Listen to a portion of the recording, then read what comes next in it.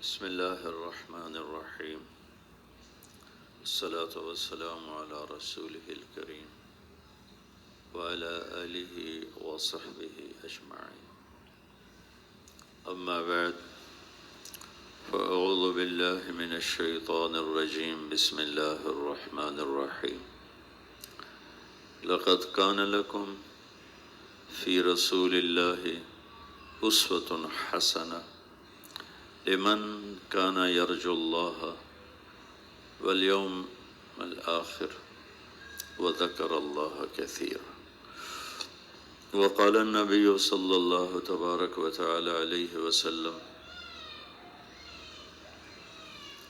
يا أبا سفيان جئتكم بكرامة الدنيا والآخرة وقال النبي صلى الله تعالى عليه وسلم تركتكم على محجة بيضاء ليلها كنهارها لا يزيغ عنها إلا هالك أو كما قال صلی اللہ تعالی علیہ وسلم۔ اللہ تعالیٰ نے انسان کے اندر خوب سے خوب کی تلاش رکھی ہے۔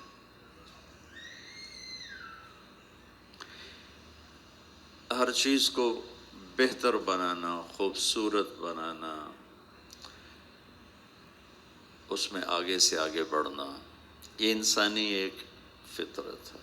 اب جانوروں کی، پرندوں کی زندگی دیکھیں، جیسے آج سے 1000 سال پہلے کوا گھونسلہ بناتا تھا، آج بھی وہ ویسا ہی بناتا ہے۔ جیسے گائے اپنے گوبر پر بیٹھ جاتی ہے، ویسے ہی وہ آج بھی بیٹھتی ہے۔ جیسے سانپ ایک سوراخ بناتا ہے، بل بناتا ہے، اس میں بیٹھتا ہے، وہ آج بھی ویسا ہی بیٹھتا ہے۔ انسان کے علاوہ جتنی مخلوق ہے وہ اپنے طرز زندگی میں آج بھی اسی طرح ہے جیسے وہ آج سے 10,000 سال یا 10 لاکھ سال پہلے تھے۔ اس میں کوئی تبدیلی نہیں آئی۔ صرف انسان ایک ایسی مخلوق ہے جس کے اندر خوب کی تلاش ہے، بہتر، اس سے بہتر، اس سے بہتر، اور ہر چیز کو خوبصورت بناتا ہے، اور خوبصورتی اس کی کمزوری ہے۔ انسان حسن پرست ہے، اس کو خوبصورت چیز کھینچتی ہے۔ آپ چھوٹے بچے کو بھی مسکرا کے دیکھیں تو اس کا چہرہ کھل جاتا کہ آپ نے کو اس خوبصورت انداز دیا، اور اسی کو آپ آنکھیں دکھائیں اور چہرے پہ غصے کے آثار پیدا کریں تو وہ رونے لگ جاتا ہے، حالانکہ اس کو کچھ پتہ نہیں ہے۔ اتنی چھوٹی عمر سے یہ نیچر بیدار ہو جاتی ہے کہ خوبصورتی کی طرف ہاتھ بڑھتا ہے۔ جب وہ فرعون نے، موسیٰ علیہ السلام آئے نا تابوت میں، تو فرعون نے کہا انہو قاتلی، یہی ہے مجھے قتل کرنے والا۔ تو آسیہ نے کہا قرۃ عین لی ولک، ایک تو چھوڑ دے، اتنے تم نے مار دیے، ایک تو چھوڑ دے، تیری میری آنکھوں کی ٹھنڈک بنے گا۔ تو اس کے کہنے پہ چھوڑ دیا۔ تو ایک دن اس موسیٰ علیہ السلام کو گود میں لیا ہوا تھا، تو ان کا ہاتھ داڑھی پہ پڑ گیا۔ فرعون زور لا بیٹھا، داڑھی نہ چھڑا سکے۔ اسے کہ اے ہی میرے مارن والے، انہیں مارو۔ اس نے، آسیہ نے پھر منت کی، نہیں بچہ ہے، ان کا میں اس کا امتحان لیتا ہوں۔ تو ان کے سامنے سرخ یاقوت رکھا اور سرخ انگارے رکھے، اگر تو اس نے یاقوت پہ ہاتھ ڈالا تو یہ وہی ہے جو مجھے مارے گا، انگاروں پہ ہاتھ ڈالا تو چلو پھر بچہ ہی ہے۔ تو موسیٰ علیہ السلام کے سامنے جب دونوں آئے نا، تو انہوں نے یاقوت کی طرف ہاتھ بڑھایا، جبریل نے آ کے یوں کر دیا، اور انگاروں پہ ہاتھ ڈال دیا. تو انہوں نے ایک انگارہ منہ میں ڈالا تو زبان توتلی ہو گئی. وَلَا يَنْطَلِقُ لِسَانِي، میری زبان میں لکنت ہے. یہ انسان کے اندر ایک خوبی ہے، یہ ہر چیز میں خوبصورتی چاہتا ہے. اچھا، اس کے پاس یہ علم تو ہے کہ گھر کیسے خوبصورت بنانا ہے، یہ ہال کیسے خوبصورت بنانا ہے، یہ کپڑے کیسے بنانے، یہ چشمہ کیسے بنانا ہے. گھڑی، کروڑوں روپے کی گھڑیاں وجود میں آ گئی ہیں. گاڑی کیسے خوبصورت بنانی ہے، کارپٹ کیسے خوبصورت بنانا ہے، زندگی سے ریلیٹڈ. حتیٰ کہ یہ جو کھانے پر سلاد رکھتے ہیں اس کو کیسے ڈیزائن کرنا ہے، اس پر بھی پی ایچ ڈی ہو رہی ہے اور اس کے بھی ماہر ہیں. اور کمرے میں رنگ کیسا ہونا چاہیے اس کے بھی ماہر ہیں کہ یہ ٹائل یہاں لگاؤ، یہ رنگ یہاں لگاؤ. لیکن ایک خلا ہے بڑا زبردست جو یہ نہ اس کے پاس علم ہے نہ ہی اس کو سیکھ سکتا ہے. وہ ہے کہ زندگی کیسے خوبصورت، زندگی بالکل الگ چیز ہے. وہ کیسے خوبصورت، یہ بھی ایک ڈھانچہ ہے جس کے اندر میری زندگی قید ہے. ہم اپنے اپنے قید خانے میں ہیں.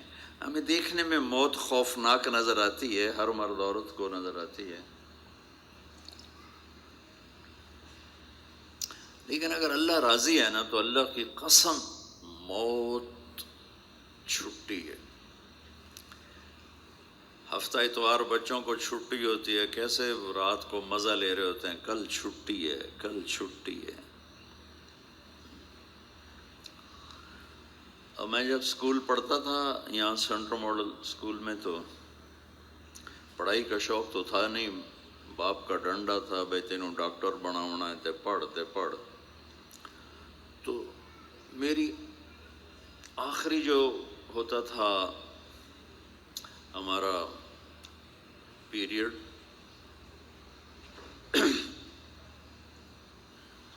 وہ بریک کے بعد 2 ہوتے تھے. بریک میں ہم ہاسٹل والے لڑکے کھانا کھاتے تھے. کھانا کھا کے آتے، پہلی شوق کو نہیں، روٹی کھا کے اور بوری بن گئے تو پہ اونگ دے.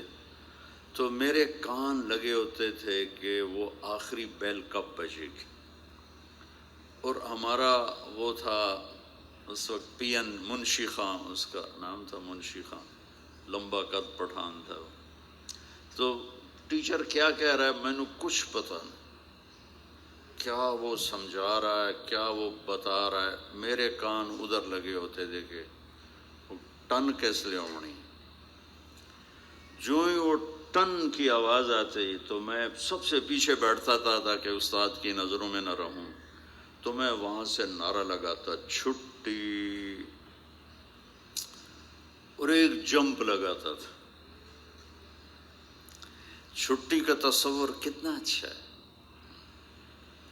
میرے رب کی قسم اگر اللہ راضی ہے ہم سے، جاتے ہوئے اگر ہم سے اللہ راضی ہے تو موت سے خوبصورت پیغام کوئی نہیں. اور موت چھٹی ہے، ہمیشہ کے دکھوں سے انسان نجات پا جاتا.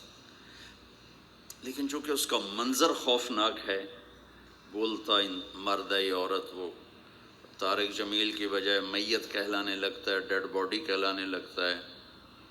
کوئی بھی نہیں کہتا مولانا طارق جمیل دی منجی چاہو، کہتے ڈیڈ باڈی اٹھاؤ، میت اٹھاؤ. وہ نام ہی تبدیل ہو جاتا. پھر ہم جا کے، آپ مستورات تو جاتے نہیں، ہم ان کو منو مٹی کے نیچے دبا دیتے، اوپر سلیں رکھتے ہیں، اوپر مٹی ڈالتے ہیں. تو ظاہر بڑا خوفناک ہے، اس لیے وہ موت کی بات بھی خوفناک نظر آتی. عید کا موقع تھا اور میں اپنے گاؤں میں عید پڑھا رہا تھا. تو ایسے ہی کوئی موت کا تذکرہ شروع ہو گیا. تھوڑا میں نے وہ لمبائی کر دیا تو میرے چاچا تھے رب نواز، میاں رب نواز مرحوم، وہ تھوڑی دیر تو سنتے رہے، پھر وہ نہ رہ سکے. اور طارق میاں عید دیں کوئی چنگی گل کر دو، موت نو لائے تے بہ گیا. تو یہ ہمارے ذہن کی عکاسی ہے. وہ کوئی چنگی گل کر تو موت نو لے تے بہ گیا کہ وہ موت ایک خوفناک چیز نظر آتی. اگر اللہ راضی ہے تو اس سے خوبصورت کائنات میں کوئی چیز نہیں. اگر اللہ ناراض ہے اس سے خوفناک کوئی چیز نہیں. ہلاک ہو گیا.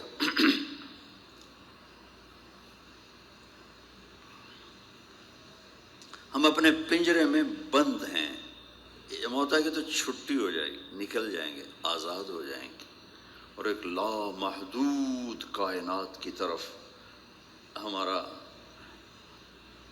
انتقال ہوتا نا، ایک چیز کا ایک جگہ سے اٹھ کر دوسری طرف چلے جانا. انتقال فرما گئے، انتقال فرما گئیں، یہاں سے وہاں چلی گئیں.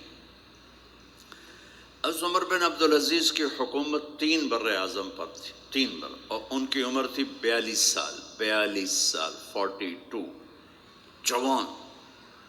3 بر اعظم پر سے لاہور بھی ان کی حکومت کے تابع تھے. ان کو زہر دیا گیا تھا تو طبیب نے ان کو جب چیک کیا کہا امیر المومنین زہر کا علاج ہو سکتا ہے. فرمانے لگے اگر تم کہو نا یہ یہاں ہاتھ لگاؤں گا تو ٹھیک ہو جاؤں گا تو یہ بھی نہیں کروں گا. میں تمہاری دنیا سے تنگ ہوں، میں اپنے اللہ کی ملاقات چاہتا ہوں. اور اس سے 1 ہفتہ پہلے رجا بن حیوہ کو بلا کے فرمایا تمہیں قسم دیتا ہوں ایک دعا کر میرے لیے. کہنے کہ پہلے دعا بتاؤ پھر قسم اٹھاؤں گا. کہ نہیں پہلے قسم. جو میں نے قسم اٹھائی کہنے کہ میرے لیے دعا کر، اللہ مجھے اپنے پاس بلا لے. کہ یہ دعا میں کبھی نہیں کر سکتا، ساری امت کا نقصان ہے، تیری موت. کہ دیکھ تو نے قسم اٹھائی، دعا کر. انہوں نے دعا کی. دعا کر رہے تھے تو بچہ آ گیا، ایک بچہ. 12 تھے بچے بچیاں، تو ایک بچہ آ گیا. کہنے لگے اے میں نے بڑا پیارا ہے، دعا کرے بھی میرے نال ہی جاوے. تو اگلے ہفتے دونوں باپ بیٹا ایک ہی وقت میں اٹھ کے جا کے زیر زمین سو گئے. اب وہ زندگی جو اس پنجرے میں بند ہے یہ کیسے خوبصورت ہو؟ چونکہ کپڑے کے حسن سے زندگی میں حسن نہیں آتا، ڈرائنگ روم کی خوبصورتی سے زندگی میں خوبصورتی نہیں آتی، بیڈ روم کے عالی شان ہونے سے، 10-12 کروڑ کا نیکلس پہننے سے، 50 کروڑ کی انگوٹھی پہننے سے زندگی خوبصورت نہیں ہوتی. 50 کروڑ کی گاڑی میں بیٹھنے سے زندگی خوبصورت نہیں ہوتی. زندگی ایک اور چیز ہے اور اس سے متعلق چیزیں وہ اور جہان ہے، وہ اور جہان. تو اس کا اللہ نے ہمیں پتہ بتایا. جس اللہ نے زندگی دی اسی اللہ نے ہمیں اس کا پتہ بتایا. لَقَدْ كَانَ لَكُمْ فِي رَسُولِ اللَّهِ أُسْوَةٌ حَسَنَةٌ. اگر تم زندگی کو خوبصورت بنانا چاہتے ہو تو اس کا ایک راستہ ہے اور وہ ایک ہی جگہ سودا ملتا ہے پورے لاہور میں اور کسی کے پاس، پورے 6 بر اعظم میں، 7 بر اعظم میں اور کسی کے پاس زندگی کی خوبصورتی کا راز نہیں ہے. وہ صرف میرے محبوب کے پاس ہے. وہاں آؤ تمہاری زندگی بھی خوبصورت ہو جائے گی.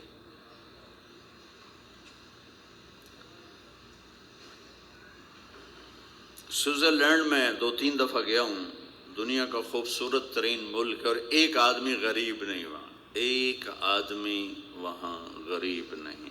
سب خوشحال ہیں، مالدار ہیں، فقیر غریب ایک شخص بھی نہیں. اس طرح انہوں نے اس کو سیٹ کیا. اور اس ملک میں خودکشی کرنا قانوناً جائز کہ آپ درخواست دیتے ہیں میں مرنا چاہتا ہوں، وہ آپ کی درخواست پہ آپ کو زہر کا ٹیکہ لگا کے موت کی نیند سلا دیتے ہیں. ملک خوبصورت، لوگ خوبصورت، وادیاں خوبصورت، گھر خوبصورت، سواریاں خوبصورت، شہر چمکتے اجلے. میں لیٹ آ گیا، معافی چاہتا ہوں کہ سڑکاں کوئی نہ ہیں، دریا بنے ہوئے ہیں. تو بیڑی دی لوڑ آئی، اسی گڈی تے موٹر تے چڑھ بیٹھے. تو ہمارے تو شہروں کا حال کوئی نہیں ہے.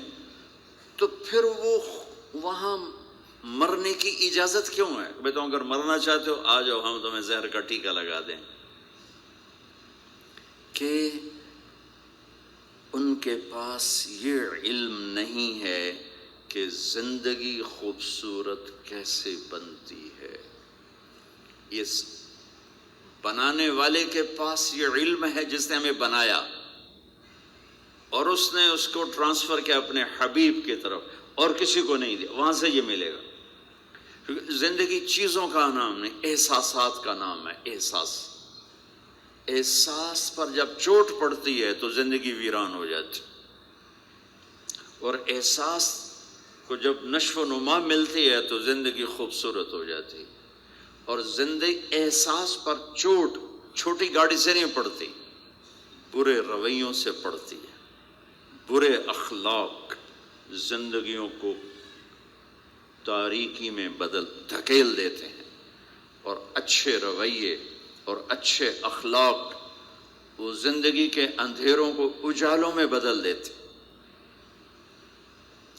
ایک آدمی 20 کنال کے گھر میں رہتا ہو اور بچے نافرمان ہوں، کیا خیال ہے اس کی زندگی میں خوشی ہوگی؟ اس گھر میں رہنے والی ماں خوش ہوگی؟ یا خامند بیوی میں بدتمیز ہوں، عورت کی زبان بھی لمبی ہو، مرد کی زبان بھی لمبی ہو، تو کیا انہیں رولز رائس میں بیٹھ کے سکھ محسوس ہوگا؟ یا سونے کے پلیٹوں میں کھانا کھا کے ان کے اندر خوشی داخل ہوگی؟ میرے بھائی بہنوں، زندگی احساس کا نام ہے، اور احساس کو انگوٹھی نہیں خوش کرتی، زیور نہیں خوش کرتا، 22واں گریڈ نہیں خوش کرتا، چیزیں نہیں خوش کرتی، بڑے بڑے محل خوش نہیں کرتے. احساس کو خوبصورت اخلاق پانی لگاتے ہیں، اور احساس کو بد اخلاقی آگ لگا دیتے. بھائیوں میں سلوک نہ ہو، خامند بیوی میں سلوک نہ ہو، اولاد ماں باپ میں سلوک نہ ہو، پڑوسی میں سلوک نہ ہو، تو وہ جنگل بن جاتا.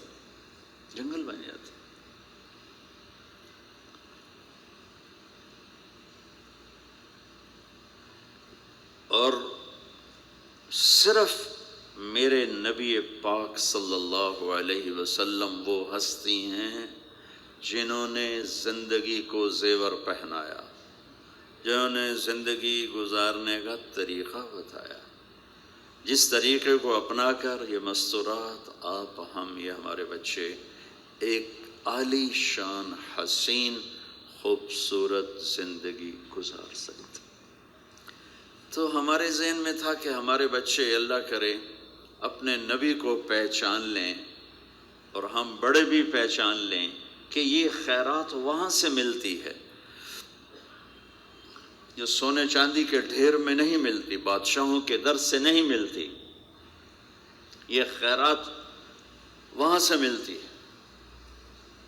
تو اللہ نے پہلے اپنے حبیب کو خاندانی لحاظ سے خوبصورت بنایا کہ میرے نبی نے کہا سب نسل انسانی میں سے اللہ نے عربوں کو چھانٹا، پھر عربوں میں سے مضر کو چھانٹا، پھر مضر میں سے قریش کو چھانٹا، پھر قریش میں سے ہاشم کو چھانٹا، پھر ہاشم میں سے اللہ نے میرا انتخاب کیا. میں اس دنیا میں سب سے عالی خاندان والا ہوں، مجھ سے بڑا خاندان کسی کا نہیں، مجھ سے بڑا کسی کا نسب نہیں ہے. اور آپ نے فرمایا کل سبب و نسب منقطع یوم القیامہ الا سببی و نسبی وسأبلھا ببلالھا. قیامت کے دن ہر رشتہ ٹوٹ جائے گا، لیکن میری اولاد کے ساتھ رشتہ نہیں ٹوٹے گا. میں اسے پانی لگاؤں گا، میں اسے پانی لگاؤں گا. تو پہلا حسن دیا خاندان کا، ساری کائنات میں سے چھانٹ کے الگ کر کے اللہ تعالیٰ نے ان کو چاروں طرف سے ریت اور پہاڑ کھڑے کر دیے کہ کوئی غیر قوم اندر نہ جا سکے. اور ان کی فطری صلاحیتیں اور ان کی فطری صفات وہ ابھرتی رہیں. تو خاندان کے لحاظ سے سب سے بلند و بالا اور کسی کا خاندانی نسب آدم علیہ السلام تک نہیں جاتا. یہ واحد ہستی ہمارے نبی جن کا نسب آدم علیہ السلام تک جاتا. ایک دفعہ میرے بھائی نے ہمارا وہ جو نہیں ہوتے جائیداد کے زمینوں کے کاغذات تو ملتان کی کونسل سے انگریزوں تک کے دور سے نا اپنی پیڑھی نکالی, نسب نامہ نکالا. تو کچھ 16 نام نکلے. 16 ممکن ہے اس سے اوپر ہندو ہوں, تو 16 نام اسلامی تھے. تو وہ اس نے نا فریم کروا کے گھر میں لگوا دی. میں ان کو یاد کرنے کی صرف 16 ان کو میں یاد کرنے کی میرا حافظ اللہ کا شکر اچھا ہے, تو میں نے ان کو یاد کرنے کی کوشش کی. آپ یقین مانے مجھے ابھی تک یاد نہیں ہو رہے. اتے ہیٹھا ہو جاندے یاد نہیں رہے. میرے نبی کے 80 واسطے ہیں. ہم نے 16 واسطے تلاش کیے, یاد نہیں ہو سکی. میرے نبی کے 80 واسطے, اور وہ میرے سینے میں اللہ نے ڈال دیے, محفوظ کر دیے کہ اللہ کا ایک نظام چل رہا ہے کہ میں نے اپنے نبی کی ہر چیز کو محفوظ رکھنا ہے. آدمی کو اپنے خاندان عزیز ہوتا ہے, رشتہ عزیز ہوتا ہے, اور اگر پیو دادوں کے پیچھے کوئی تاریخ ہو تو اور زیادہ آدمی فخر کرتا ہے. لیکن میں نہیں ان کو محفوظ کر سکا, لیکن چونکہ پیچھے یہاں میرے اللہ کا نظام چل رہا ہے تو اللہ نے اس کو میرے سینے میں بند کر دیا. میں نے پوری دنیا میں اللہ کے نبی کا نسب پھیلا دیا. محمد بن عبداللہ بن عبد المطلب بن ہاشم بن عبد مناف بن قصی بن کلاب بن مرہ بن کعب بن لوی بن غالب بن فہر بن مالک بن نضر بن کنانہ بن خزیمہ بن مدرک بن الیاس بن مدر بن نزار بن معد بن عدنان بن اود بن حمیسہ بن سلامان بن عوس بن بوز بن قموال بن ابی بن عوام بن ناشد بن حزا بن بلداس بن یدلاف بن طابخ بن جاحم بن ناحش بن ماخی بن عیفی بن عبقر بن عبید بن الدعاء بن حمدان بن سنبر بن یثربی بن یحزن بن یلحن بن ارعوى بن عیذی بن زیشان بن عیسر بن اقنات بن ایہام بن مقصر بن ناحذ بن زارہ بن سمی بن مزی بن عوض بن عرام بن قیدار بن اسماعیل بن ابراہیم بن عادر بن ناحور بن سروج بن رعوب بن فائج بن عابر بن ارفخشاد بن سام بن نوح بن لامک بن متوشالہ بن ادریس بن یرد بن ملحل بن قینان بن آنوش بن شیس و بن آدم علیہ السلام. میں جب بھی جاتا ہوں نا حج پر عمرے پر تو میں سلام یوں پیش کرتا ہوں کہ آپ کے پوری پیڑھی کا کو پیش کر کے سلام پیش کر دیں. الصلاۃ والسلام علیک یا رسول اللہ, ختم, یا حبیب اللہ یا نبی اللہ, اتنا ہی ہر کوئی پڑھتا ہے. تو مجھے امید ہے کہ شاید اللہ تعالیٰ نے یہ دولت مجھے دی کہ میں پہلا بندہ ہوں, دعویٰ تو نہیں کرتا ہوں, ہو سکتا ہے پہلے بھی لوگ ہوں, تو جس نے اللہ کے نبی کے دربار پہ کھڑے ہو کر یوں عرض کیا. اس کے پیچھے بیک گراؤنڈ ہے, جو پنجاب کے دیہاتوں سے تعلق رکھتے ہیں ان کو پتہ ہے کہ زمینداروں کے مراسی ہوتے ہیں جو ان کے پیو دادے پردادوں کے نام یاد کرتے ہیں, پھر ان کی واللہ جھوٹی تعریفیں کرتے ہیں. جھوٹ, بالکل جھوٹ. پہلا ہی جھوٹ سرداریاں قائم, پہلا جھوٹ. کبھی کسی کی سرداری قائم ہے بھائی؟ ڈیرے آباد, کبھی کسی کے ڈیرے آباد رہے؟ ڈیرے آباد سرداریاں قائم, لیکن اسی پر ہی ہم خوش ہو جاتے. حالانکہ ہمیں پتہ ہے نہ سرداری قائم رہتی ہے نہ ڈیرے آباد رہتے ہیں, لیکن اچھا لگتا. پھر وہ جھوٹی سچی تعریفیں کرتے ہیں, نام یاد کیے ہوتے ہیں. یہ ایک کلچر ہے ہمارے. اب تو خیر زمیندار شہروں میں شفٹ ہو گئے اور خرچے بڑھ گئے, بخل بڑھ گیا, ضرورتیں بڑھ گئیں, سخاوت ہمارے مک گئی, مٹ گئی.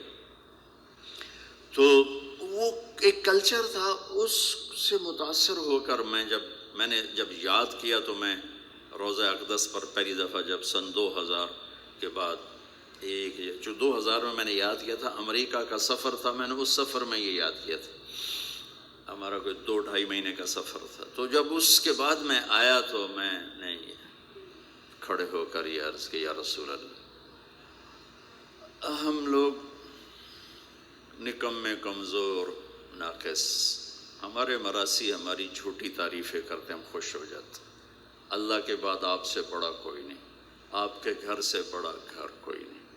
میں آج آپ کا مراسی بن کر آپ کو سلام پیش کرنے آیا ہوں اور آپ کے گھر کو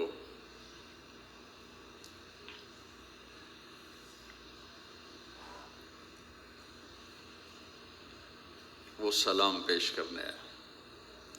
پھر میں نے کہا الصلاۃ والسلام علیک یا رسول اللہ بن عبد اللہ بن عبد المطلب بن ہاشم بن عبد مناف بن قصی بن کلاب بن مرہ بن کعب بن لبی بن غالب بن مالک بن فہر، آخر تک سارا میں نے پڑھا، سارا آخر تک، اور پھر سارے وہ ایکشن جو ہمارے مراسی کرتے ہیں، چونکہ وہاں تو پولیس کھڑی ہوتی تو ہم کر نہیں سکتے، لیکن میں نے چشم تصور میں سارے وہ ایکشن بنائے، سرداریاں قائم دیر آباد، حسن حسین دے دیر آباد، علی جعفر دے دیر آباد، یا رسول اللہ توڑے دیر آباد، وہ سارا میں نے ایکشن۔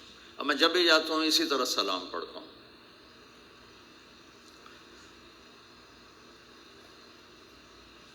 اللہ نے میرے نبی کو خاندانی طور پر وہاں پہنچا جہاں کو نہیں جا سکتا،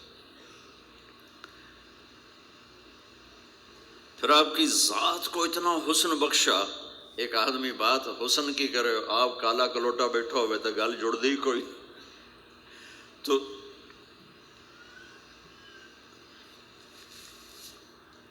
آپ تشریف لے جا رہے تھے ہجرت کر کے، تو راستے میں ایک رابغ ایک جگہ آتی ہے، وہاں بھوک لگی، پیاس لگی، وہ کھانے کا سامان تھا نہیں، تو ایک بڑھیا عورت کا خیمہ دیکھا، وہاں پہنچے تو کہا ماں جی کچھ کھانے کو ملے گا؟ میں نے کہا بیٹا قحط کا زمانہ ہے، کچھ نہیں ہے۔ تو ایک مریل بکری کھڑی تھی، وہ بالکل چمڑا تھے ہڈی۔ ہم نے کہا میں اس سے دودھ نکال لوں؟ ان کا بیٹا یہ تو بن بیاہی بکری ہے اور ماس اس کے اوپر نہیں ہے، یہ کیا دودھ دے گی؟ کہ آپ اجازت دو۔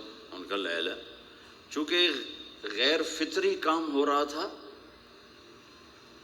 تو لہٰذا اس نے آپ کو غور سے دیکھا کہ یہ کون ہے جڑے ایو جی بکری جو دودھ کٹو ہے، لہٰذا آپ کیسے دیکھنے لگے۔ تو آپ نے بکری کو کھینچا اور اس کے تھنوں کو ہاتھ لگایا، وہ نیچے لٹک گئے اور ایک پورا ڈول دودھ سے بھر دیا۔ بکری سے یہ گلاس بھی نہیں بھرتا بکری کے دودھ سے، لیکن وہ پورا ڈول بھر دیا، اپنے تینوں ساتھیوں کو پلایا، پھر خود پیا، پھر دوبارہ دودھ نکال کے پورا ڈول بھر کے اس اماں کو دیا، چلے گئے۔ بکری کی عمر 7 سال ہوتی ہے، 7 سال تک زندہ رہتی ہے، ذبح نہ کریں مر جاتی۔ یہ بکری 22 برس زندہ رہی، اللہ کے نبی کے ہاتھ لگنے کی برکت سے 22 برس اس بکری نے عمر پائی۔ جب شام کو اس کا خامد آیا، وہ کہنے لگا اے دودھ کتھو ہے؟ وہ کہنے لگی ایس بکری چو اسا گیا کملی ہو گئی، اتھو دودھ کتھو آ گیا؟ اسا کہ اسے جو آیا ہے، اسا کہ اپنی عقل دا علاج کرو، یہ کتھو آ گیا؟ کہا نہیں، ایک کوئی جادوئی شخصیت والا نوجوان آیا تھا، اس کے ہاتھوں میں کوئی طاقت تھی، اس نے تھنوں کو ہاتھ لگایا اور چشمہ بنا دیا۔ اچھا کیسا تھا ذرا بتاؤ، سفیلی ذرا دسے نہ کیوں جائے۔ اب اس نے بتایا کہ میں نے کیا دیکھا، اور وہ کمال کیا اس بڑھیا نے کہ آج تک بڑے بڑے علماء ان الفاظ کا ترجمہ کرتے ہوئے تھک رہے ہیں۔ وہ کہنے لگی ابا معبد رأیت رجلا ظاہر الوضاء ابلج الوجه حسن الخلق لم تعبه ثجلا لم تزر به سعلا ازج اقرا وسيم قصيم في عينيه تعج في صوته صحل في لحيته كفافا في عنقه سطع إن تكلم علاه البهاء وإن سكت علاه الوقار وهو أندر الثلاثة. مجھے بھی ہمیشہ اس کے ترجمے میں تھکنا ہی پڑتا ہے، لیکن مجھے اس کی بڑی ایک تعبیر اللہ نے سجائی. کہنے لگے، میں اس کا ترجمہ یوں کرتا ہوں، کہنے لگے ابو معبد میں تمہیں کیا بتاؤں، میں نے ایسا انسان دیکھا مجھے لگا جیسے 14ویں کا چاندی کپڑے پہن کے زمین پہ آ گیا. کہ مجھے یوں لگا 14ویں کا چاندی زمین پہ کپڑے پہن کے اتر آیا. کیا حسن تھا، کیا جمال تھا، کیا خوبصورت بھویں تھیں، کیسا ماتھا چوڑا تھا، آنکھیں کیسی حسین تھیں. ادعج اشکل احور اہدب اکہل انجل ابرج.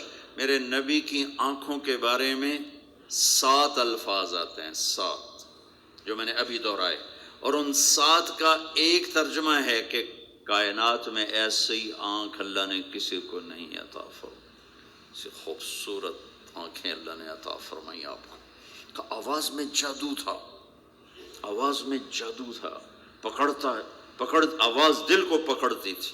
گردن لمبی خوبصورت تھی، چہرہ 14ویں کے چاند کی طرح چمکتا تھا، اور براق الثنایا، دانت ایسے خوبصورت تھے، مسکراتے تھے تو دانتوں سے نور نکلتا دکھائی دیتا تھا، جب بولتے تھے تو نور چھا جاتا تھا، چپ ہوتے تھے وقار چھا جاتا تھا. خوبصورت سیاہ کالے بال تھے، نیم گھنگریالے بال تھے، پیٹ نہیں نکلا ہوا تھا، بال نہیں اڑے ہوئے تھے، سیدھا وجود تھا، سیدھا. کتنے ہمارے معاشرے کے لوگ ہیں، آپ سجے پاسے بیٹھے ہوں جن پیٹ کھبے پاسے گئے ہوں، پیٹ کھبے پاسے ہوں آپ سجے پاسے ہوں. تو اللہ نے کھانا حلال حرام بند کیا ہے، حلال کھاؤ. حلال کا بھی طریقہ سکھایا کہ ماج بنتے نہ کھاؤ، بندہ بنتے کھاؤ. اتنا نہ کھاؤ کہ چربیاں چڑھ جائیں. زیادہ کھانا انسانیت نہیں، کم کھانا انسانیت. بیچ میں بات آگے کہہ رہا ہوں. میرے نبی نے کہا سب سے بدترین برتن جسے انسان بھرتا ہے اس کا پیٹ ہے. سب سے بدترین برتن جسے انسان بھرتا ہے اس کا پیٹ ہے. اور اگر تم نے کھانا ہی ہے اور تم کہتے ہو نہیں میں نے کھانا ہی ہے، تو 3 حصے کرو، ایک غذا کے لیے، ایک پانی کے لیے، اور ایک ہوا کے لیے. ایک حصہ چھوڑو، ساری زندگی بیماری نہیں آئے گی. لیکن یہاں تک کھانے کے بعد پھر ڈاکٹروں کی چاندی نہیں ہوگی تو اور کیا ہوگا. جب تک یہ بیکریاں ہیں، یہ کولڈ ڈرنکس ہیں اور یہ فاسٹ فوڈز ہیں، صحت مند کوئی نہیں ہوگا. بھوکے رہنے میں اللہ نے صحت رکھی، کھا کھا کے تباہی پھیر دیتے. میٹھا کھانے سے شوگر نہیں ہو رہی، زیادہ کھانے سے شوگر ہو رہی، دبا کے کھانے سے شوگر ہو رہی. اللہ میرے نبی نے کھانے کا طریقہ بھی بتایا، کھانے کی چیزیں بھی بتائیں، کھانے کا طریقہ بھی بتایا، کھانے کے آداب بھی بتائے. کہنے لگی 2 لفظ جو دنیا میں کسی انسان کے لیے استعمال نہیں، میں نے آخر میں چھوڑ دے. کہنے لگی ابو معبد میں جب اس کو دیکھتی تھی نا تو میرے دیکھنے کی طلب اور بڑھ جاتی تھی، پھر جب دیکھتی تھی طلب اور بڑھ جاتی تھی. وہ جب تک کھڑے رہے میری آنکھ نہیں بھری. وسیم وسیم وسیم. ابو معبد میں جدھر سے دیکھتی تھی حسن ان کا غلام تھا، ہاتھ جوڑ کے کھڑا تھا. قسیم قسیم. قسیم اسے کہتے ہیں جس کو چاروں طرف سے حسن و جمال نے گھیرا ہوا ہو، اور وسیم اسے کہتے ہیں جس کو دیکھ کے نہ دل بھرے نہ آنکھ بھرے. دنیا کا ہر حسن تھوڑی دیر دیکھنے کے بعد خوبصورتی ختم، کشش ختم۔ ایک ہستی کائنات میں آئی ہے میرے اور آپ کے نبی، جن کو جتنا دیکھا جاتا تھا دیکھنے کا شوق بڑھتا تھا۔ ام عائشہ بیٹھی کپڑا سی رہی تھی، سوئی گر گئی، تھوڑا سا اندھیرا نظر نہیں آ رہی، ہمارے نبی کمرے میں انٹر ہوئے تو آپ کے چہرے کے نور سے سوئی چمکنے لگی تو آپ نے سوئی کو اٹھایا ہے۔ یہ میرے نبی کا ظاہر ہے جو اللہ نے اتنا خوبصورت کر کے بنایا۔ پھر یہیں ہمیں زندگی کی خوبصورتی بھی ملی کہ زندگی خوبصورت ہو۔ زندگی خوبصورت ہوتی ہے رویوں کے ساتھ۔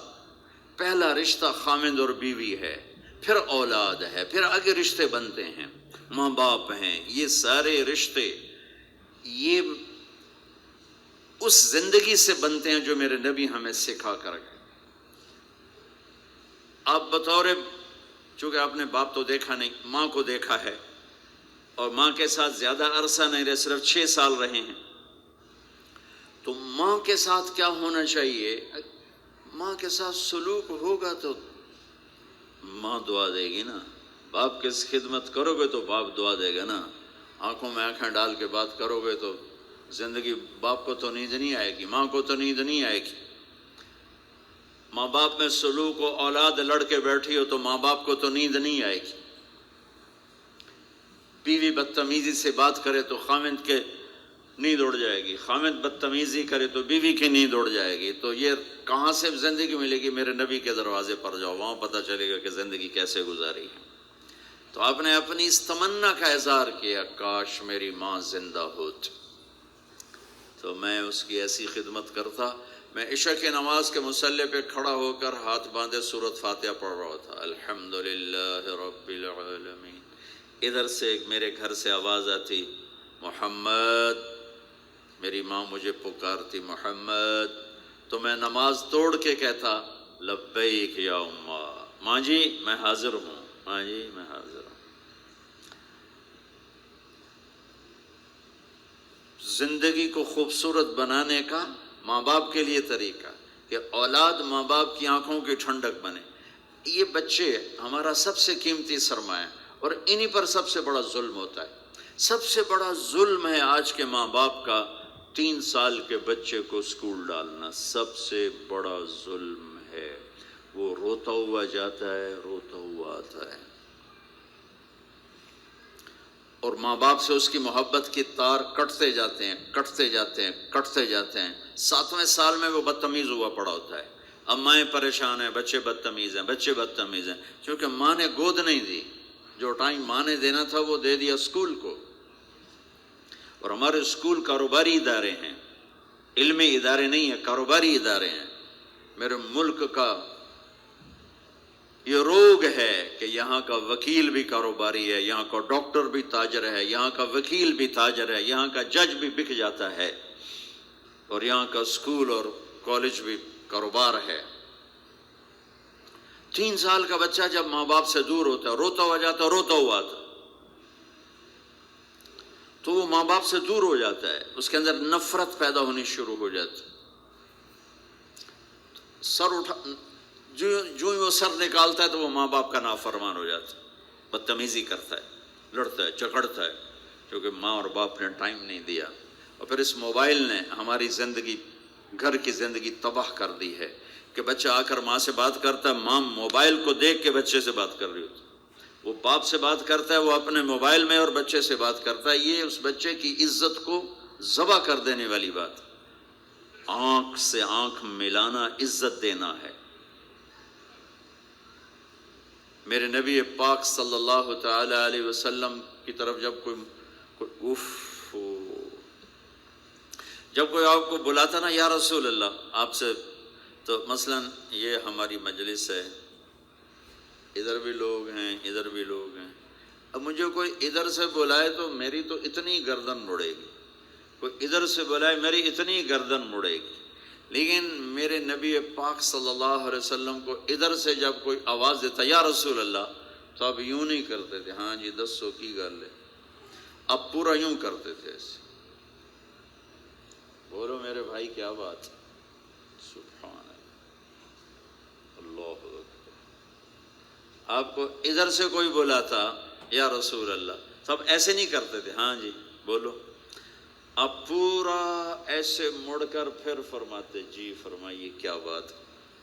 آپ عام لوگوں کے ساتھ یہ فرماتے تھے، ہم تو اپنی اولاد کے ساتھ یہ نہیں کرتے، بیوی خامند کے ساتھ یہ نہیں کرتے، خامند بیوی کے ساتھ یہ نہیں کرتے۔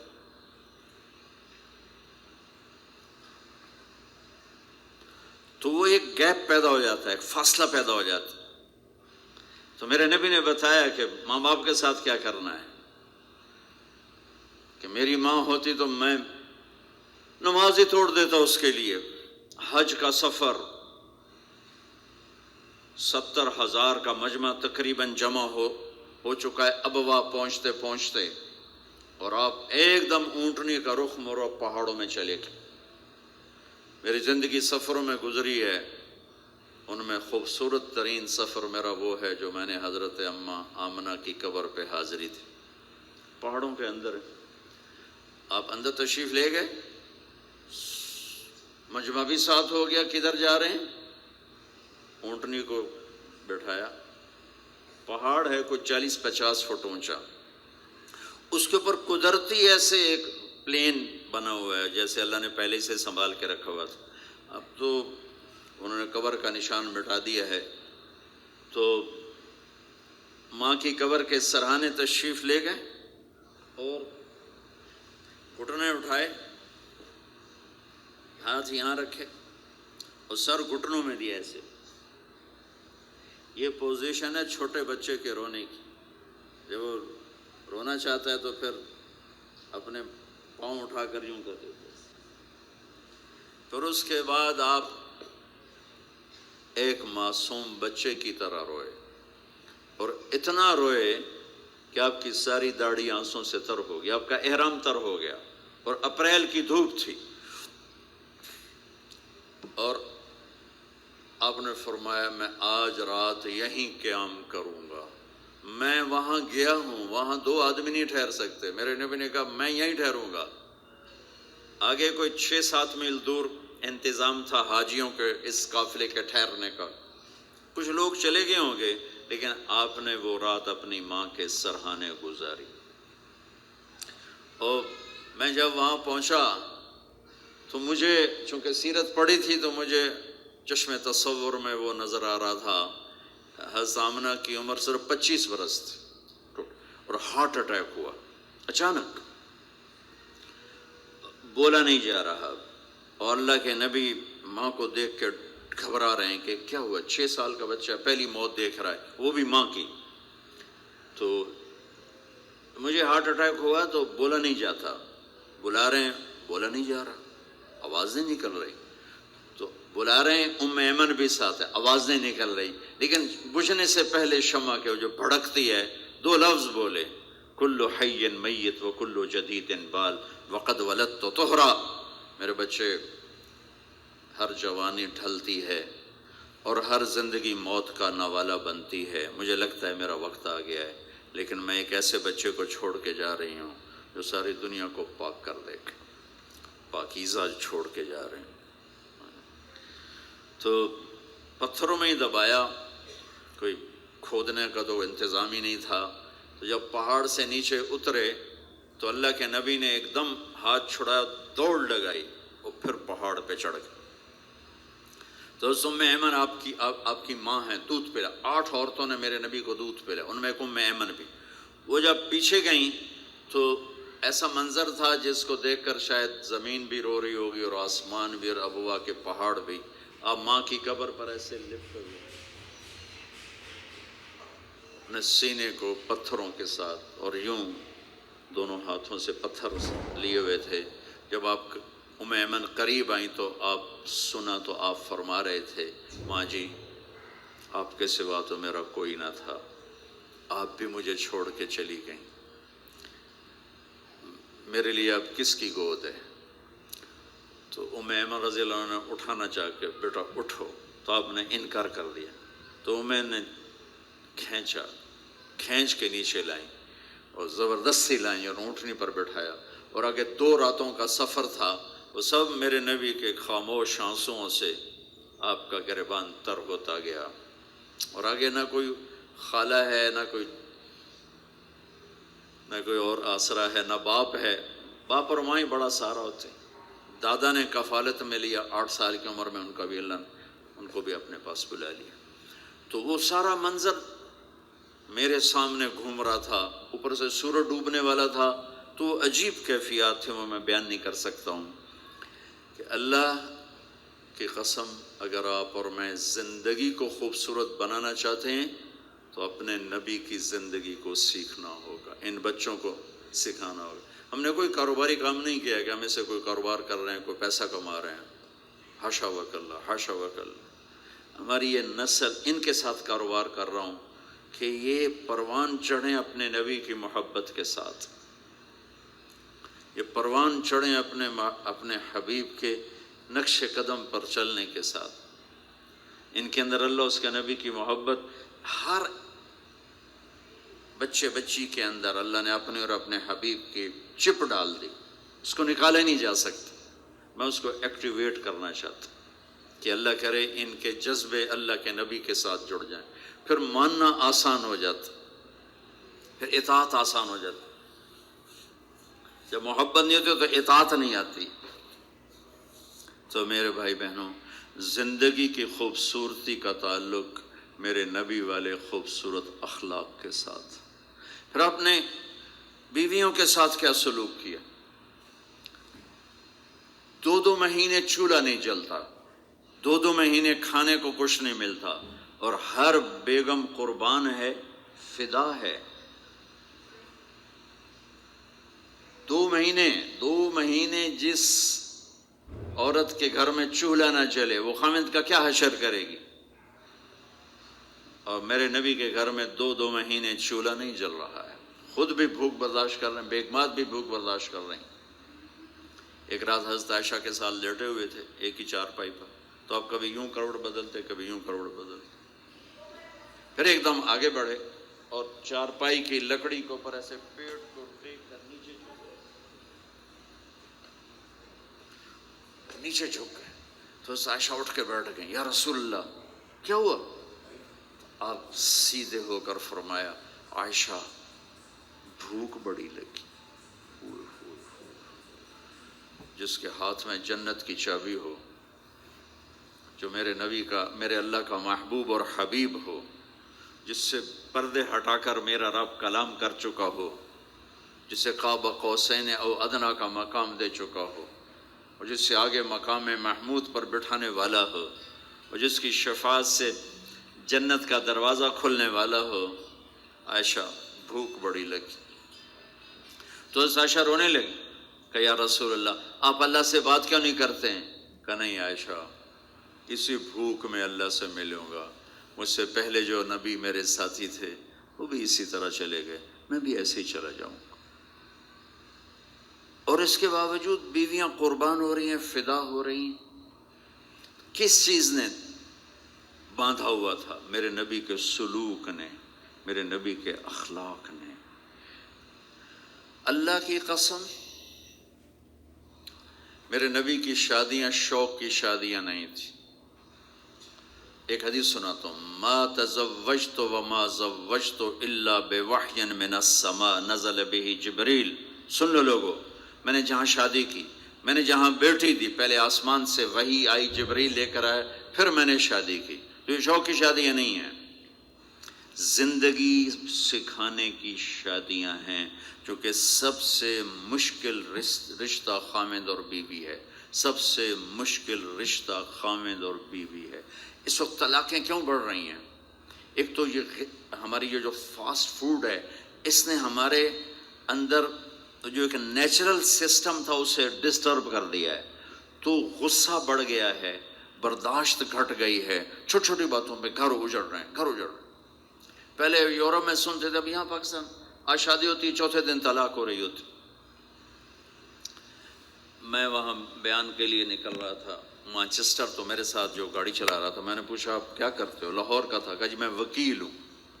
میں نے کہا یہاں کوئی جھوٹے کیس ہوتے ہیں جیسے پاکستان میں؟ کہا جی نہیں، یہاں جھوٹا کیس کوئی نہیں ہوتا، جو بھی ہوتا ہے جینون ہوتا ہے.